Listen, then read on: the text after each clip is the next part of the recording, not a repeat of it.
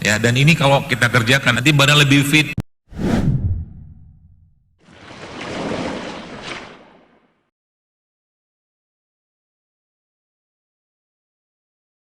Weight training atau weight exercise ya, atau latihan beban itu ternyata punya efek yang sangat signifikan dalam mengurangi insulin resisten.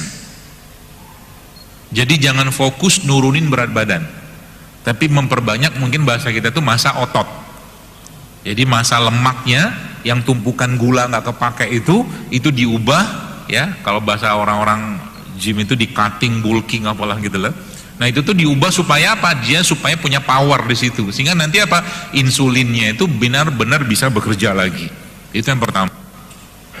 Yang kedua, karena kita sampai jam 1 ya Ustaz. Iya, semoga kesampaian. Yang kedua apa? Ya, yang kedua, ubah gula yang masuk dalam tubuh kita. Ini paling gampangnya begini. Paling gampangnya begini. Jadi kalau Anda benar-benar mau merasakan badan itu jauh lebih fit, jauh lebih baik, coba mulai latihan. Latihannya apa? Jangan ada gula pasir. Seminggu aja dulu. Latihan sederhana itu. Jangan ada gula pasir. Dalam segala bentuk makanan, minuman, jangan ada. Ya, itu akan mengurangi load ke dalam kereta tadi. Ya, yang dimakan apa? Berarti kita nggak butuh karbo, tetap butuh karbo, tenang aja. Tapi kita cari karbo-karbo yang sifatnya masih mengandung mineral, enzim, serat yang tinggi gitu loh. Contoh mungkin kentang gitu kan. Kalau mungkin makan nasi, saran saya cari nasi yang masih berserat. Contohnya apa?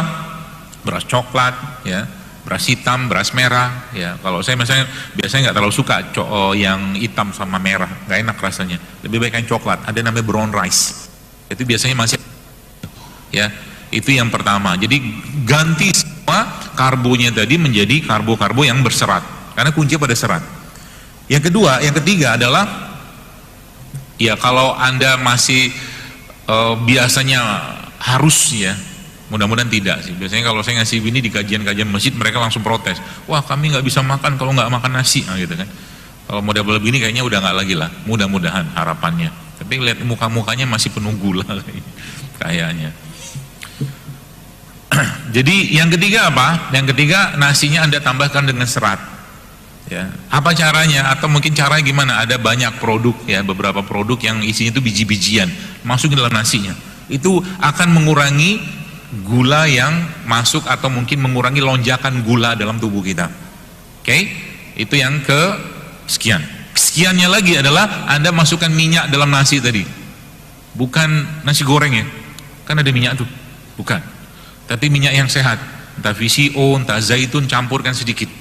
Ya, itu akan mengurangi lonjakan gula. Jadi kalau tadi saya bilang jeglek tadi itu listrik. Nah, tubuh kita itu sebenarnya tidak disetting Allah untuk sering-sering naik turun gulanya.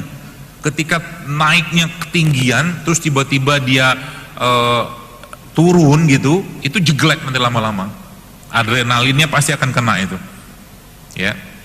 Jadi tubuh tidak terbiasa dengan gula yang tinggi, kita sebut dengan glucose spike atau lonjakan gula. Ya, lonjakan gula ini biang banyak penyakit lah kalau boleh saya katakan. Jadi kalau Anda bayangkan misalkan ada orang makan sebelah, mungkin mohon maaf makan roti tepung, roti terigu gitu ya.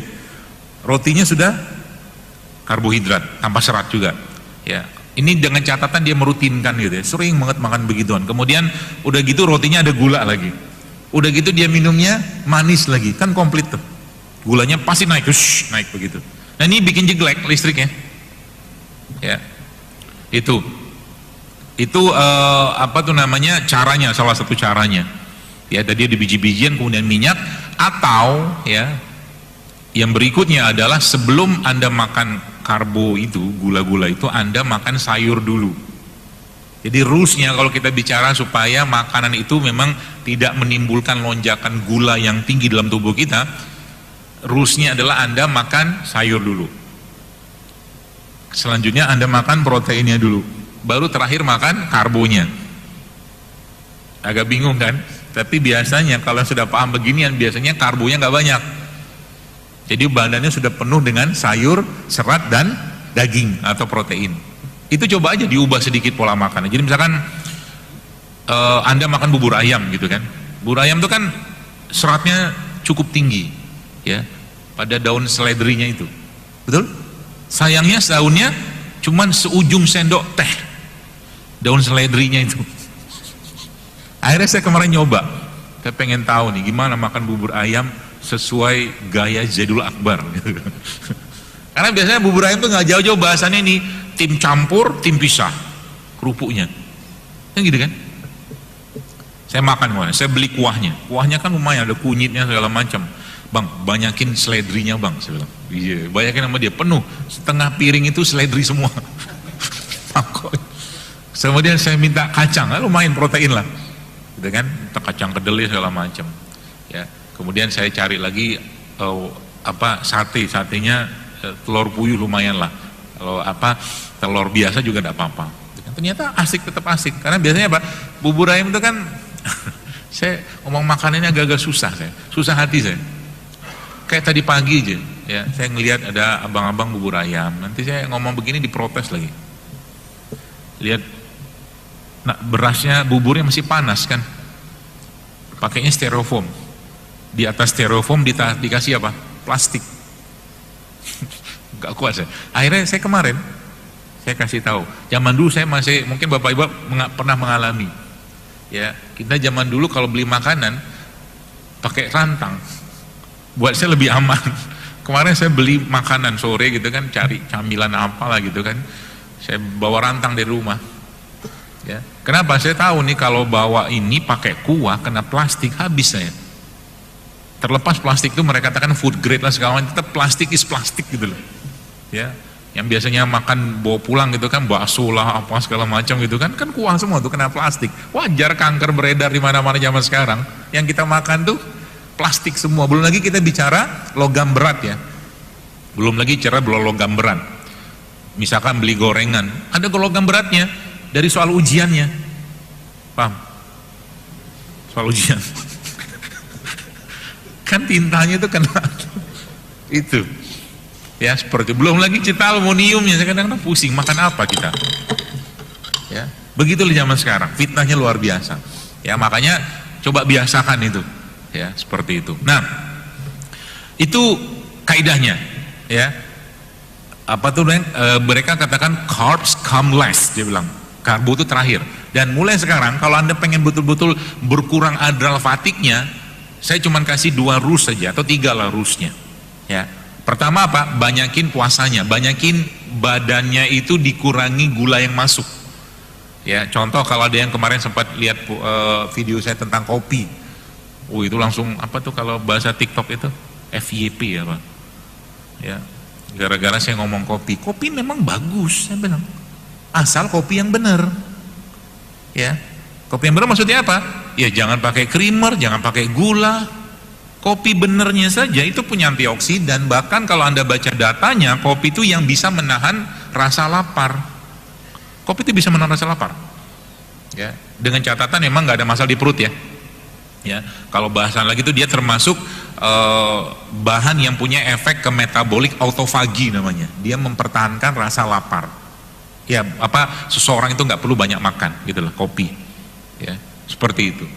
Ya, jadi salah satu kaidahnya begitu sekalian, ya. Supaya apa? Supaya tubuh itu tadi, ya, dia mulai reset lagi, gitu. Jadi kalau Anda nggak berpuasa, nah coba di sela-sela nggak puasa itu misalkan ya kita hari-hari misalkan nggak puasa, ada yang nggak, mungkin ada puasa sunat alhamdulillah, kalau nggak pun misalkan nggak masalah.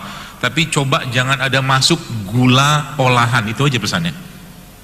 Ya, tadi ada puasa satunya, yang kedua apa? Exercise.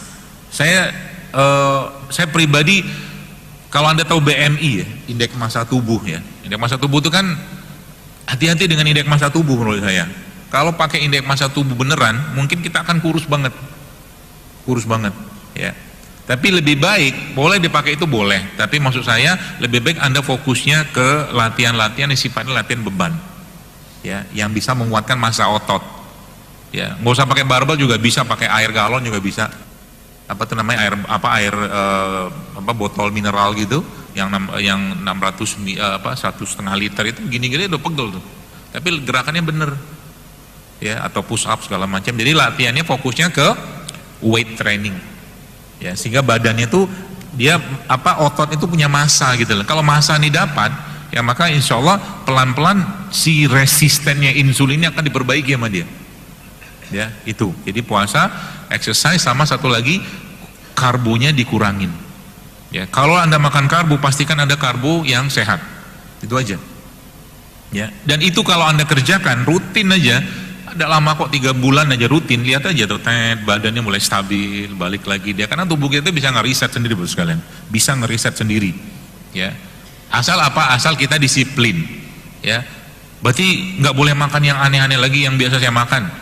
Boleh aja 20% aja lah, sisanya lebih banyak yang makanan asli yang kita makan. Jadi cheatingnya ada nggak masalah. Ya, nanti badan lebih fit, mood lebih baik, ya, vitalitas lebih dapat gitu kan. Yang mungkin sakit-sakit sendi segala macam itu pelan-pelan dia akan diperbaiki sendiri sama tubuh kita.